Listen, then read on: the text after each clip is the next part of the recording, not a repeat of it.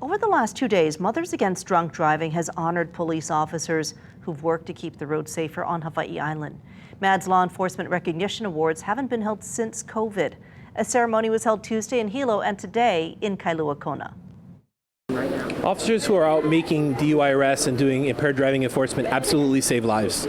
I wish there was a metric or a number that I could assign to it, but every impaired driver that those officers take off the road has a potential to legitimately save a life, whether it's that driver's life or someone else in the car. The crashes that we go to that do involve injury or, heaven forbid, death, they do almost always come back with either alcohol or drugs in their system. So it's a really big issue.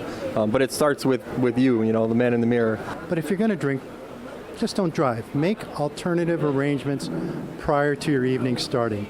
Know going into the evening that if you're going to drink, you're not going to drive, but you're going to have a designated driver. Whether it's ride sharing or going with friends, just make a plan before your evening starts.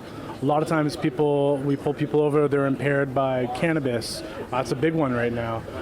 They'll come and say, oh no, I'm not impaired, I'm just smoking weed.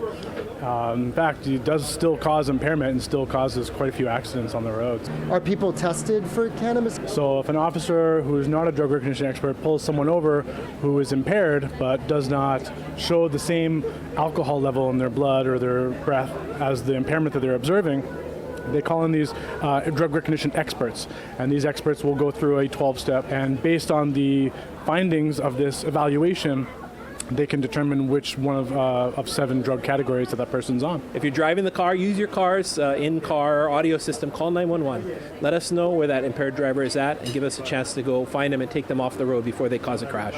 About half of our traffic fatalities so far this year are the result of impaired drivers, and that's the numbers are staggering. I think we're at 18 traffic fatalities for the year, compared with almost half of that at the same time last year. In Kailua Kona, Jeremy Lee, Island News.